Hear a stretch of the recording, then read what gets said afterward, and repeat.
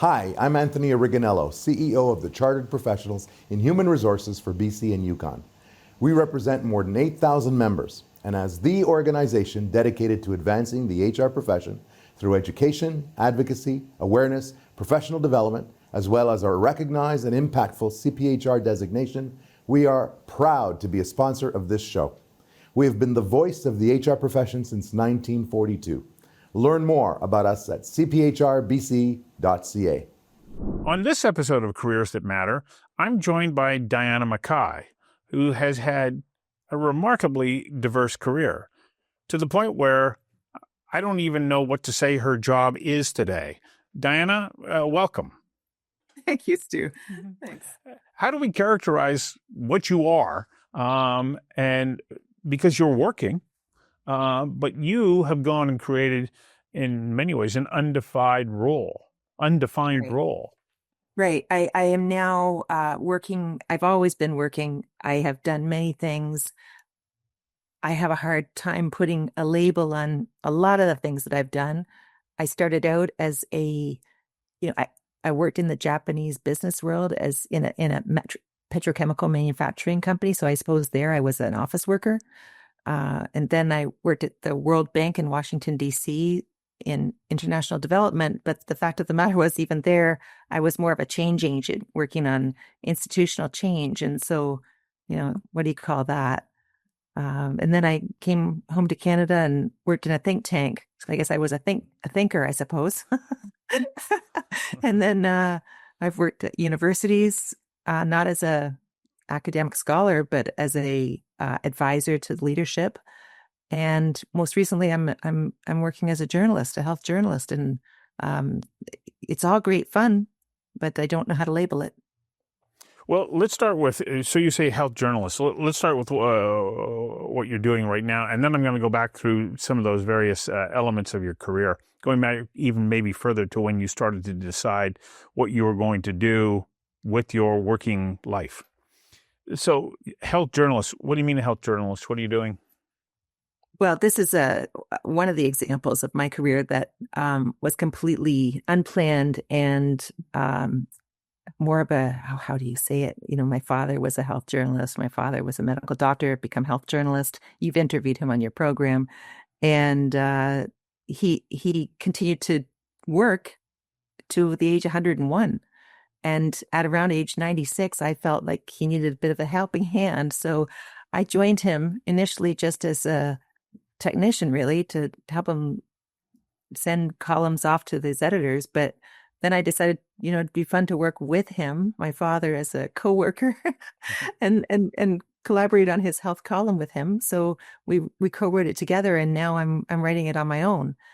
So that's what I do as a health journalist. It's once a week, send in a column on how, healthy living kind of thing. So what does that job look like? What do you do to be able to produce a column that you have an audience for and has credibility? What are the elements of that work?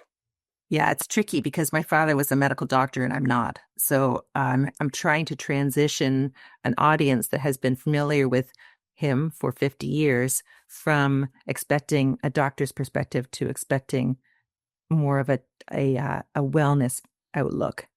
And so I have to be thinking about stories that will allow me to be credible in the space, and then something useful to say. When you've got a lot of people that are very attached to the column, and so there's a lot of pressure to think about what would be useful to say. And I try to think very hard about that, and then do a little bit of research and find an angle to add something new, and sit down and write it. And that's once a week.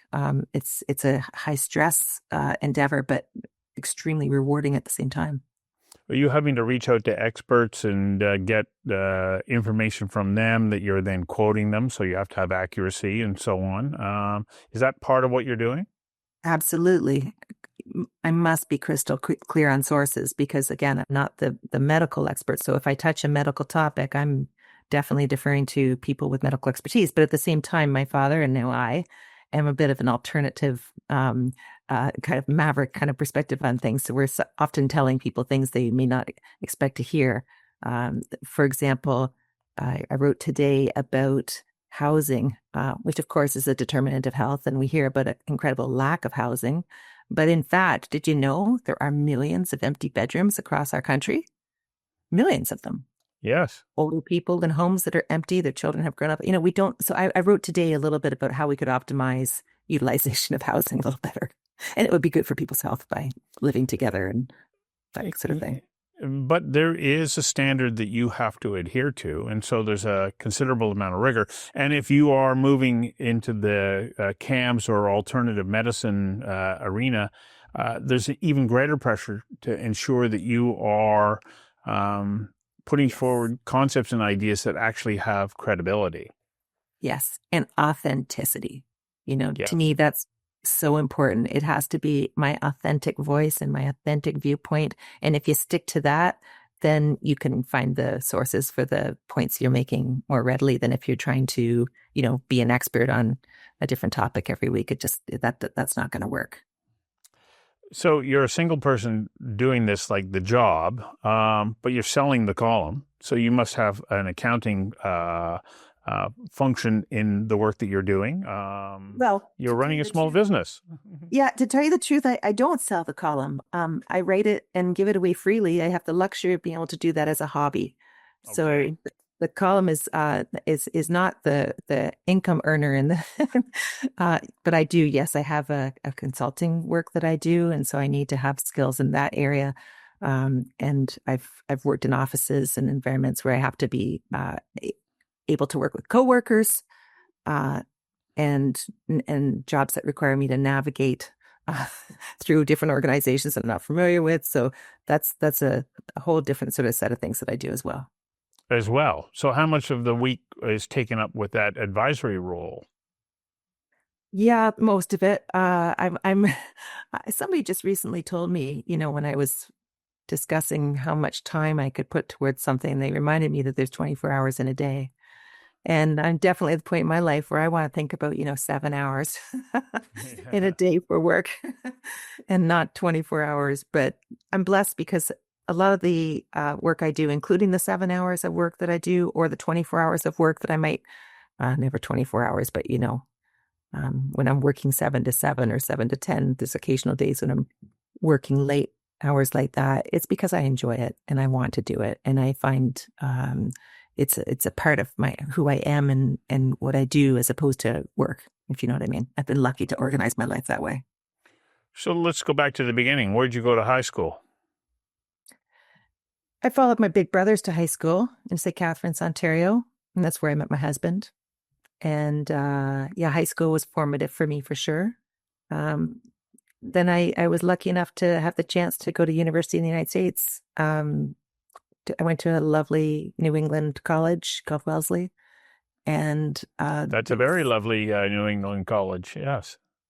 Yeah, and I had a great experience there. And that was in turn what allowed me to have an international educational experience early in life, relatively early in university, although I think a lot of people should try it in high school.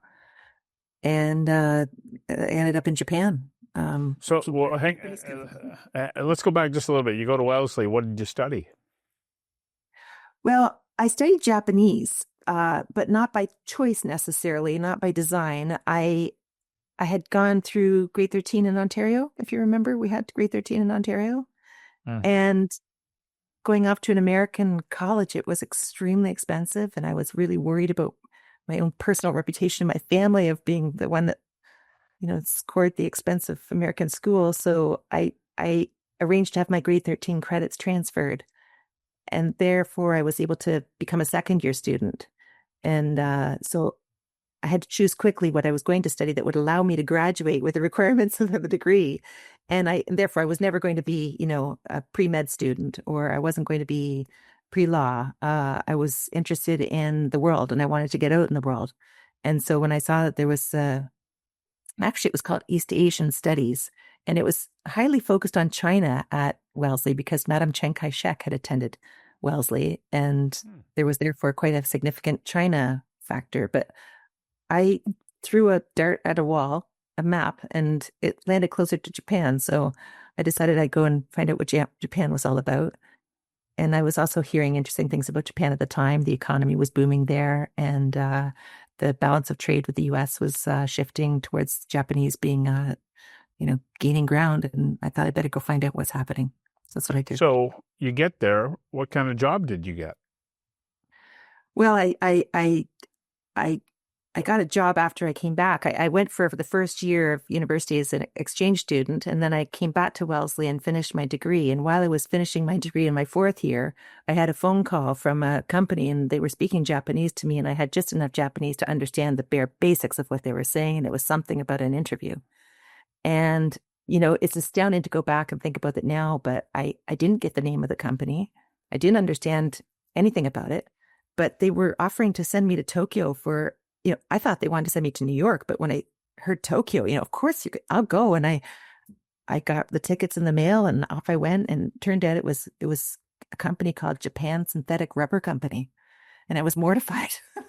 They made synthetic plastic, but that's where I ended up working as the sole foreign woman, because their economy was expanding so quickly that they were opening up offices overseas so quickly to sell their product around the world. They needed a foreign presence in their office to help identify who amongst their executives would be successful in a Western working world where they had to work with women, for example. And there were no women in their workplace, except for tea ladies. And so I had this very fascinating job where, they found some things for me to do in public relations and so on. But in effect, they really hired me to be there as a litmus test for their executives. I think, they never put it point blank to me that way, but I've picked up on things over the years, and I saw that that's more or less what they were doing. And I was invited to sort of provide seminars, for example, on how to work with Western women, things you can do and things you can't do, things you can say and things you can't say. And it was fascinating. Yeah. And I learned at the time such incredible things about the inner workings of a Japanese traditional manufacturing company that's what I thought I was going to do. I was going to become a specialist on working in the Japanese landscape in the business world. And but then another incredible, pivot took place because I didn't really think I'd get in, but I applied to Harvard and I got in to the graduate school. So, you can't turn down that opportunity. And I couldn't believe it when I was admitted. So I had to leave Japan and come on back to Boston. And I went to the Kennedy School of Government at Harvard.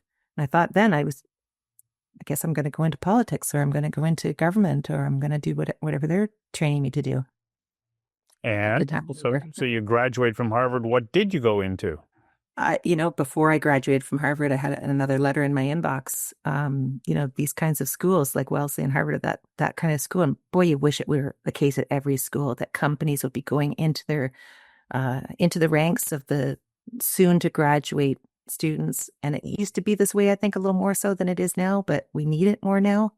But I was lucky that way. I was invited to take up a job at the World Bank in Washington, D.C. in international development, which was not what I was studying, and it was not what I was planning to do. And it was an impressive sounding place to work, though. So I went, and I loved it. And I spent 10 years there working in international development, but not necessarily doing international development work. I wasn't involved in that side of the World Bank's operations. I was working with the president and the vice presidents on a change management initiative. And so I learned an awful lot about how to change a big bureaucracy.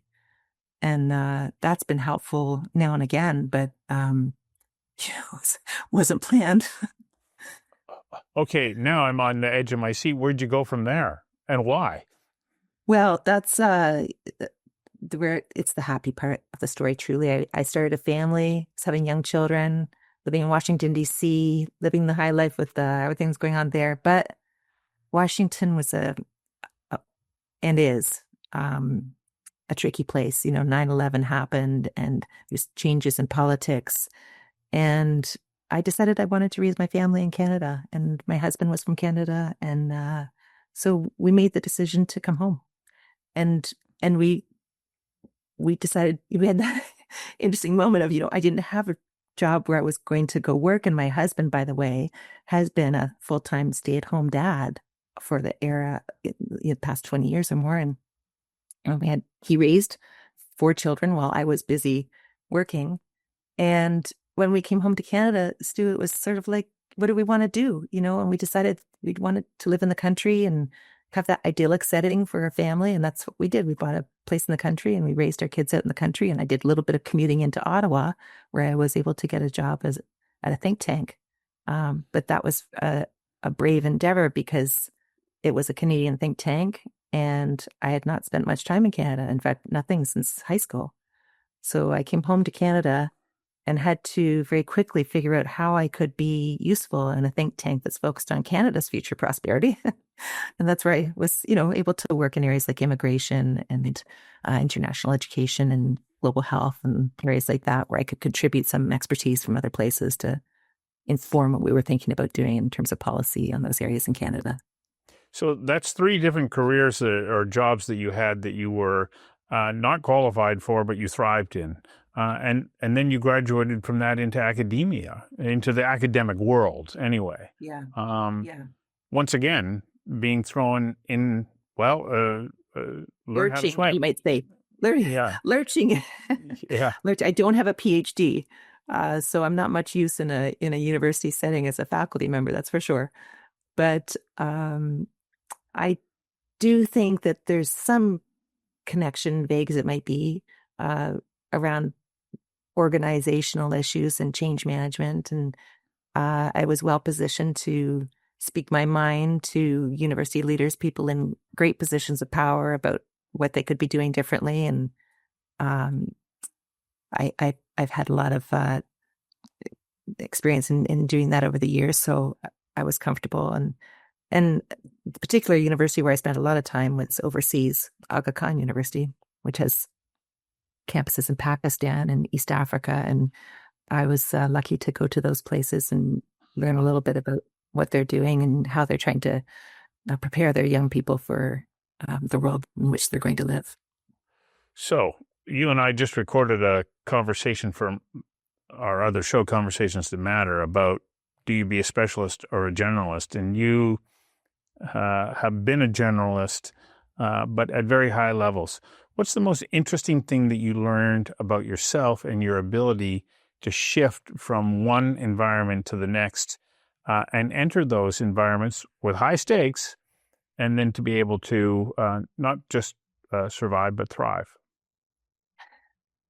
You go through phases, right? There's the phase where you don't have the job and you don't have any job and you've got a family counting on you.